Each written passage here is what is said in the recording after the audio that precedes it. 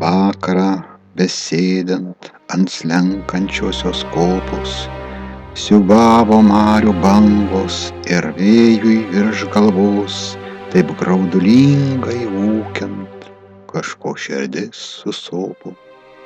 Pasijutau kaip niekad žmogus iš Lietuvos. Čia protėviai klajojo, jie briedžiais žemę arė, jų moterys žiūrėjo akim dangaus spalvos, o saulė tyliai grimzdo į prieblandą vakarę.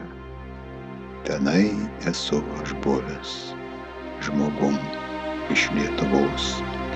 Iš ąžuolų kariūnai pilis ant kalno rentė, Torunėje ir Kulme čia pat prie Vėluvos augino Krišnai arklius, išjodavo į šventę, o jeigu mirs, žinojo, esą iš Lietuvos.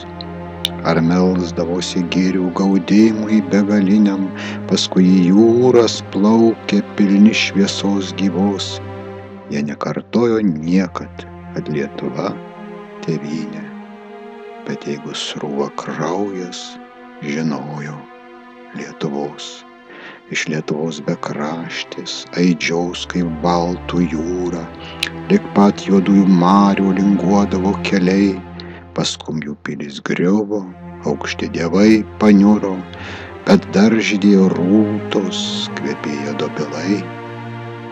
Tiek sykių gimė mirė, išraižę jūras buvo, ir pragarą, ir dangų, ir šviesulius savus turėjo visą žemę, ir žemėje nepražuvo, kartodami tik vieną: mes žmonės Lietuvos.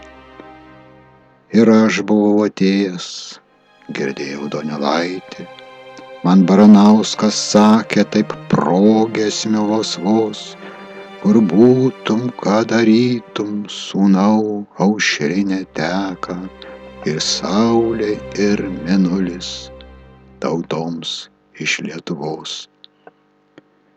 Bandykime čia ramūs gyventi ir numirti, ir prisikelt bandykim po vasaros žalsvos, nujausdami, kad niekad nereiks mums išsiskirti.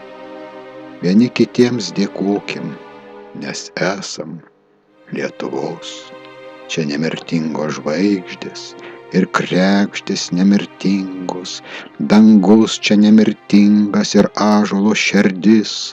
Čia savo šviesią galvą guldau vaizduos didingus, o tu girdi, kaip plaka aukojama širdis. Tai ne gegutės balsas apverkti pasiruošęs, tai marių vėjas neša melodijas skaisčias.